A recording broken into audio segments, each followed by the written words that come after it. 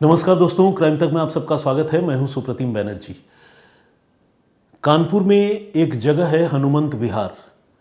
आप सब लोग जो कानपुर को जानते हैं उन्होंने इस जगह का नाम ज़रूर सुना होगा। इसी हनुमंत विहार पुलिस स्टेशन में इसी साल 8 अगस्त को 8th ऑफ अगस्त एक महिला पहुंचती है और वो महिला अपनी बेटी की गुमशुदगी की रिपोर्ट दर्ज करवाती है। महिला कानपुर के रूरल एरिया की रहने वाली है, यानी कानपुर ज़िले का ही जो कंट्री साइड है वहाँ की रहने वाली है, और जिस गांव में वो रहती है उस गांव का नाम है सुजनीपुर। तो सुजनीपुर की रहने वाली विजयश्री नाम की ये महिला थाने में आकर ये बताती है कि मेरी बेटी कानपुर शहर में इसी हनुमंत विहार एरिया में एक किराए के मकान में रहा करती थी और वो पिछले तकरीबन 15 से 20 दिनों से ट्रेसलेस है, उसका कोई पता नहीं चल पा रहा है। तो मैं बहुत परेशान हूँ, प्लीज़ आप उसे ढूंढने में मेरी मदद कीजिए।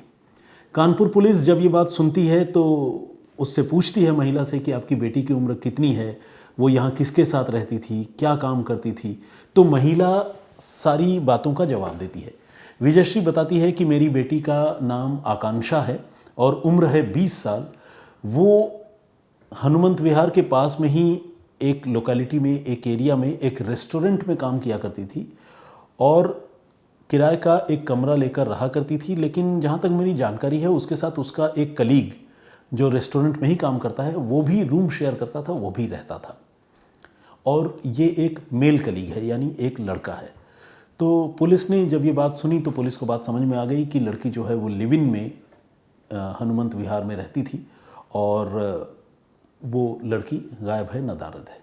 पुलिस ने महिला से पूछा कि आपकी बेटी जो गायब हुई, आपको कैसे रियलाइजेशन हुआ, क्या उसका फ़ोन नहीं लग रहा है, उससे आखिरी बार आपकी कब बातचीत हुई थी। पुलिस ने ये सारे सवाल विजयश्री से पूछे। तो विजयश्री का ये कहना था कि जी बिल्कुल आपने सही कहा, असल में उससे मेरी मोबाइल पर अक्सर बातचीत हो जाया करती थी, लेकिन 22-23 जुलाई के आसपास मैं जब उससे बात करने की कोशिश कर रही थी तो उसने फ़ोन काट दिया। और जब फ़ोन काट दिया तो मैंने उसको मैसेज भेजा कि क्या हुआ, तुम फ़ोन नहीं उठा रही हो। तो उधर से मेरी बेटी ने जवाब में ये लिखा कि भैया मैं अभी बात नहीं कर सकती, मैं बाद में बात करूँगी। महिला ने ये कहा कि मुझे इस बात पर बड़ी हैरानी हुई। हैरानी इसलिए हुई क्योंकि मैसेज तो मैं कर रही थी, लेकिन मेरी बेटी ने, आकांक्षा ने जवाब में ये लिखा कि भैया मैं अभी बात नहीं कर सकती। तो पुलिस ने कहा कि इसमें हैरानी की क्या बात है। तो महिला ने ये बताया कि असल में वो फ़ोन, जिस फ़ोन से मैं अपनी बेटी को मैसेज कर रही थी, वो फ़ोन मेरे बेटे का है। यानी देखा जाए तो मेरी बेटी आकांक्षा का वो भैया ही है, भाई ही है। और इसीलिए जब उसके फ़ोन से मैंने आकांक्षा को मैसेज किया कि मुझे तुमसे बात करनी है, तो आकांक्षा ने ये लिखा कि भैया मैं अभी बात नहीं कर सकती, मैं बाद में बात करती हूँ। तो पुलिस ने कहा तो फिर ये तो बहुत नेचुरल बात है, फिर क्यों हैरान हैं आप। तो विजयश्री का ये कहना था, हैरान इस बात से हूँ कि मेरा बेटा अपना मोबाइल फ़ोन मेरे पास गांव सुजनीपुर में छोड़कर गया था ताकि मैं उससे और अपनी बाकी 2 बेटियों से बात कर सकूं। और इसके बारे में आकांक्षा को भी जानकारी है कि मेरा बेटा दिल्ली गया है काम के सिलसिले में और अपना मोबाइल फ़ोन मेरे पास छोड़कर गया है। यानी आकांक्षा को ये पता है कि मेरे भैया का फ़ोन मेरी माँ के पास है। तो जब मेरी माँ मुझसे बात कर रही है, आकांक्षा से जब बात कर रही है, तो आकांक्षा को इस बात की जानकारी है कि भैया के फ़ोन से माँ बातचीत कर रही है या माँ ने ही मैसेज भेजा है। तो फिर उसने भैया क्यों लिखा। महिला ने ये बात पुलिस को बताई और जब पुलिस ने ये बात सुनी तो पुलिस को भी बात समझ में आ गई और पुलिस को लगा कि इस कहानी में कोई ना कोई झोल, कोई ना कोई मिस्ट्री ज़रूर है। अदरवाइज़ अगर किसी लड़की को ये पता हो कि मेरे भैया का फ़ोन मेरी माँ यूज़ कर रही है तो वो अपनी माँ को ही एड्रेस करेगी, भैया को एड्रेस नहीं करेगी। पुलिस को जब इस बात पर दम नज़र आया, इस बात में दम नज़र आया और पुलिस को लगा कि महिला विजयश्री जो शक जता रही है वो सही है, उसमें दम है, तो पुलिस ने इस मामले को गंभीरता से लिया और इसकी जांच सीरियसली शुरू की। पुलिस ने पूछा कि वो लड़का कौन है जो आपकी बेटी के साथ हनुमंत विहार के किराए के मकान में रहता था। तो जानकारी महिला ने दी, उस लड़के का नाम सूरज कुमार है और वो भी उसी रेस्टोरेंट में काम किया करता था। अब पुलिस ने सूरज को ढूंढना शुरू किया तो पता चला कि सूरज वो कमरा छोड़कर जा चुका है। सूरज को पुलिस ने आखिरकार इंटरसेप्ट किया, पकड़ लिया और उसे हिरासत में लेकर पुलिस ने उससे पूछताछ करने की शुरुआत की। तो उसने पुलिस को ये बताया कि आकांक्षा जो है 21 या 22 तारीख को ही उससे मेरी लड़ाई हो गई थी और उसके बाद वो गुस्से में घर छोड़कर चली गई। इसके बाद से मैं भी लगातार उसे ट्रेस करने की, उससे बात करने की कोशिश कर रहा हूँ, लेकिन मेरी उससे बातचीत नहीं हो पा रही है। और अब जब आप लोग आ ही गए हैं तो चलिए एक साथ मिलकर आकांक्षा को ढूंढते हैं। ऐसा जो है सूरज वो पुलिस को और आकांक्षा के घर वालों को बता रहा था। तो कुल मिलाकर सूरज बार बार ये बताने की कोशिश कर रहा था, जताने की कोशिश कर रहा था कि आकांक्षा गायब हो गई है, अपनी मर्जी से कहीं गई है और उसे इसके बारे में कोई जानकारी नहीं है। लेकिन पुलिस को उसके बॉडी लैंग्वेज में थोड़ा, उससे बॉडी लैंग्वेज देखकर पुलिस को थोड़ा शक हो रहा था। साथ ही पुलिस को ये पहली भी सुलझानी थी कि आखिर आकांक्षा ने जब जवाब दिया, आकांक्षा फर्स्ट ऑफ ऑल बात क्यों नहीं कर रही थी। घर वाले जब उससे कम्युनिकेट करने की कोशिश कर रहे थे तो आकांक्षा को एक बार तो फ़ोन उठाना चाहिए था। वो सिर्फ टेक्स्ट के ज़रिए, मैसेज के ज़रिए घर वालों को जवाब क्यों दे रही थी, और जवाब दे भी रही थी तो अपनी माँ को वो भैया क्यों लिख रही थी। ये शक जो है वो पुलिस के मन में था और पुलिस ने इन तमाम चीज़ों को लेकर सूरज से सख्ती से पूछताछ की। और जब पुलिस ने इस बार सख्ती से सूरज से पूछा तो सूरज जो है वो पुलिस की पूछताछ के सामने टूट गया और उसने ये मान लिया कि आकांक्षा कहीं गायब नहीं हुई है, बल्कि उसने आकांक्षा की हत्या कर दी है। और हत्या करने के बाद उसने आकांक्षा की लाश को कानपुर से करीब 100 किलोमीटर दूर ले जाकर बांदा में यमुना नदी के पुल के ऊपर से नीचे फेंक दिया है। आपको याद होगा अगस्त के महीने में भी काफ़ी बारिश हो रही थी पूरे भारत में, और ख़ासकर उत्तर भारत में कानपुर और आसपास के इलाकों में यमुना नदी पूरी उफान पर थी। और ऐसी उफनती नदी में अगर पुल के ऊपर से कोई एक सूटकेस फेंक दे और कई दिनों तक, 20 दिन तो हो गए थे गुमशुदगी को, कई दिनों तक अगर पुलिस को पता ही न चले और पुलिस बाद में उस सूटकेस को ढूंढने की कोशिश करे तो उसके मिलने की संभावना कितनी होगी। जिस बात का डर था वही हुआ। एक वो दिन था और एक आज का दिन, 4 महीने से ज़्यादा का वक्त गुजर चुका है, लेकिन अभी तक पुलिस को जो है वो सूटकेस नहीं मिली है और नहीं आकांक्षा की लाश मिली है। लेकिन आकांक्षा का कत्ल करने वाले उसके लिव इन पार्टनर सूरज ने पुलिस की पूछताछ में ये कबूल कर लिया है कि उसने आकांक्षा की हत्या की थी। पुलिस ने जब सूरज के मोबाइल फ़ोन और दूसरे गैजेट्स को चेक किया, खंगाला, तो एक बड़ी शॉकिंग सी चीज़ पुलिस के हाथ लगी। और वो शॉकिंग चीज़ थी आकांक्षा की डेड बॉडी के साथ, आकांक्षा की लाश के साथ ली गई एक सेल्फी। सूरज ने आकांक्षा की लाश के साथ एक सेल्फी भी ली थी और उसे एक पर्टिकुलर नंबर पर फॉरवर्ड भी किया था। पुलिस ने सूरज से पूछा कि भाई ये क्या माजरा है, तुमने डेड बॉडी के साथ सेल्फी क्यों ली है। तो उसके पीछे एक और शॉकिंग कहानी सामने आई। हुआ यूं कि आकांक्षा के साथ सूरज की दोस्ती कई महीने पहले इंस्टाग्राम के ज़रिए हुई थी। दोनों इंस्टाग्राम के ज़रिए रैंडमली मिले थे, उनमें बातचीत शुरू हुई। सूरज फतेहपुर का रहने वाला था और आकांक्षा, जैसा कि मैंने आपको बताया, वो कानपुर की रहने वाली थी। दोनों में दोस्ती होने के बाद दोनों ने मिलने का फ़ैसला किया। कानपुर वो लोग मिलने आए और आकांक्षा एक रेस्टोरेंट में काम करने लगी और सूरज भी फतेहपुर से कानपुर आ गया और उसने रेस्टोरेंट में नौकरी करनी शुरू कर दी और दोनों साथ में लिव इन में रहने लगे। यहाँ तक स्टोरी ठीक थी, लव स्टोरी थी, लिव इन पार्टनर के तौर पर वो रह रहे थे। लेकिन कहानी में मेजर ट्विस्ट तब आया जब सूरज की ज़िंदगी में एक और लड़की आ गई। आकांक्षा को पहले इसके बारे में कोई जानकारी नहीं थी, लेकिन बाद में उसने सेंस करना शुरू किया कि सूरज किसी और लड़की के साथ भी इन्वॉल्व है। इसके बाद इस रिलेशनशिप को लेकर आकांक्षा और सूरज के बीच में कहासुनी और लड़ाई झगड़ों की शुरुआत हो गई। दोनों लिव इन में रहते थे पति पत्नी की तरह, और लड़ाई झगड़ों की शुरुआत हो गई। रोज़मर्रा की ज़िंदगी का ये हिस्सा बन गया लड़ना झगड़ना। इस बीच जो नई गर्लफ्रेंड थी, उस नई गर्लफ्रेंड ने भी सूरज को एक अल्टीमेटम दे दिया कि देखो ऐसा है, हम दोनों लड़कियों में से तुम एक को चुन लो, ऐसा नहीं कि दोनों के साथ तुम रह पाओगे, और अगर तुम चाहते हो कि मेरे साथ तुम रहो तो तुमको आकांक्षा से अलग होना पड़ेगा, ब्रेकअप करना होगा। लेकिन सूरज ने इस चीज़ को अलग ही तरीके से परसीव किया और उस लड़की को लेकर 21 जुलाई को जब आकांक्षा के साथ सूरज की लड़ाई हुई तो सूरज ने गुस्से में आकर आकांक्षा का गला घोंट दिया और उसी हनुमंत विहार के किराए के कमरे में उसकी हत्या कर दी। हत्या करने के बाद सूरज के हाथ पांव फूल गए। उसे लगा कि भाई अब लाश कैसे ठिकाने लगाएं, कत्ल तो हो गया। लेकिन उसे यह भी था कि कत्ल हो गया, ये बात मुझे अपनी गर्लफ्रेंड को भी बतानी है, नई गर्लफ्रेंड को। तो उसने उस लाश के साथ, आकांक्षा की बॉडी के साथ एक सेल्फी ली और सेल्फी लेने के बाद उस सेल्फी को अपनी नई गर्लफ्रेंड को भेजा, ये बताते हुए कि देखो मैंने तुम्हारे रास्ते का कांटा हटा दिया है, अब हम और तुम हमेशा साथ रहेंगे। तो ये एक डेस्परेशन था एक लड़की को डंप करके दूसरे लड़की के साथ सेटल होने का। लेकिन अब उस डेड बॉडी को कैसे डंप करते हैं, ये सबसे बड़ा सवाल था। तो ऐसे में सूरज ने अपने एक दोस्त को फतेहपुर से बुलाया जिसका नाम है आशीष, और आशीष से कहा कि आओ चलो मैंने अपनी गर्लफ्रेंड की हत्या कर दी है, आकांक्षा की उसकी लाश ठिकाने लगानी है। आशीष फतेहपुर से कानपुर आ गया।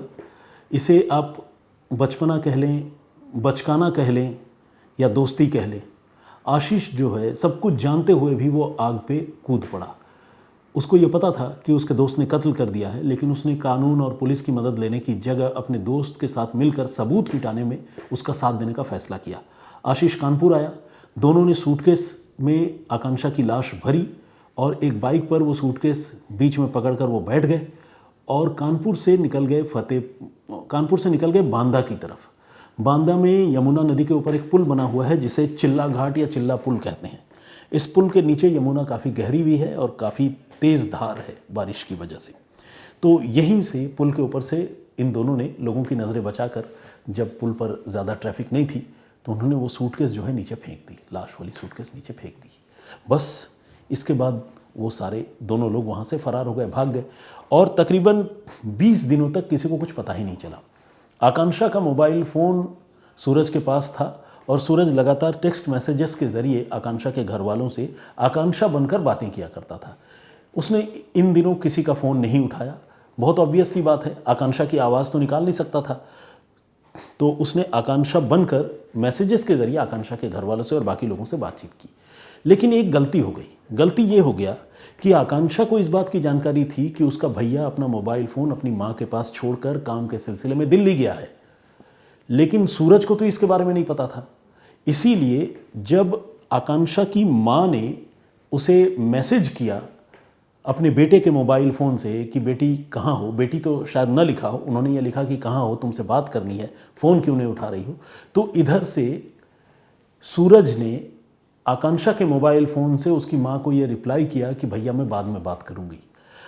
असल में आकांक्षा के मोबाइल फ़ोन में अपने भाई का नंबर सेव था और भैया के नाम से सेव था, तो सूरज को ये लगा कि शायद आकांक्षा का भाई ही जो है उससे बात करने की कोशिश कर रहा है। सूरज को इस बात का एहसास नहीं था, इस बात की जानकारी नहीं थी कि आकांक्षा का भाई जो है वो तो दिल्ली में है और आकांक्षा के भाई का फ़ोन उसकी माँ के पास सुजनीपुर में है और उसकी माँ बेसिकली कम्युनिकेट कर रही है, इसकी जानकारी नहीं थी। और यही जानकारी न होना एक गलती की वजह बनी और जिस गलती ने ख़ास तौर पर सुजनीपुर में रह रही आकांक्षा की माँ विजयश्री का शक उसकी गुमशुदगी को लेकर गहरा कर दिया और ख़ासकर सूरज के ऊपर उनका शक और ज़्यादा गहरा गया। इसके बाद उन्होंने पुलिस को कंप्लेंट की और पुलिस ने फाइनली कैसे कैसे इन्वेस्टिगेट करके इस केस को सॉल्व किया, ये तो आपको मैंने बता दिया। अब दो और इम्पॉर्टेंट अपडेट है जिसके बारे में आपको जानना चाहिए। एक तो ये कि 4 महीने गुजर गए हैं, लाश अब तक नहीं मिली है, और दूसरा ये कि आकांक्षा का मोबाइल फ़ोन भी गायब है।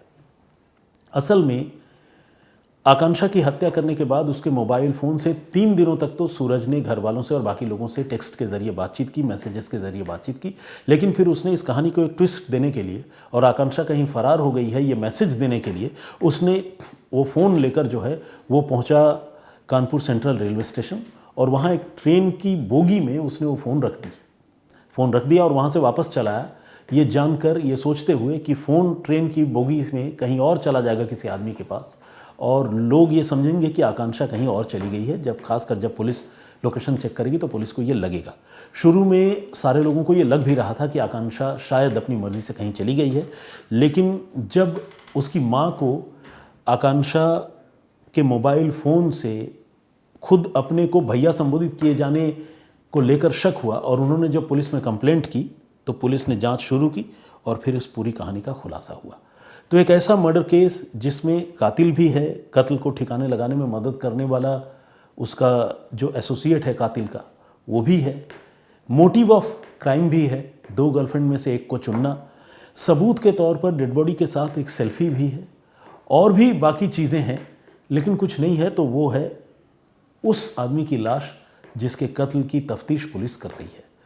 और सबसे शॉकिंग बात ये कि लाश के साथ ली गई एक सेल्फी एक इम्पॉर्टेंट सबूत है इस मामले में, जिस सेल्फी के ज़रिए आने वाले दिनों में शायद पुलिस इस मामले में जो मुलजिम है उन्हें मुजरिम करार देने में कामयाब हो जाए, उन्हें सज़ा भी कोर्ट से मिल जाए, क्योंकि आमतौर पर लाश नहीं मिलने की सूरत में जुर्म साबित करना पुलिस के लिए मुश्किल होता है, लेकिन जब कातिल ने खुद ही लाश के साथ अपनी सेल्फी ले रखी हो तो फिर उस मामले में ऐसे मुलजिमों को शायद वकील भी नहीं बचा पाते हैं।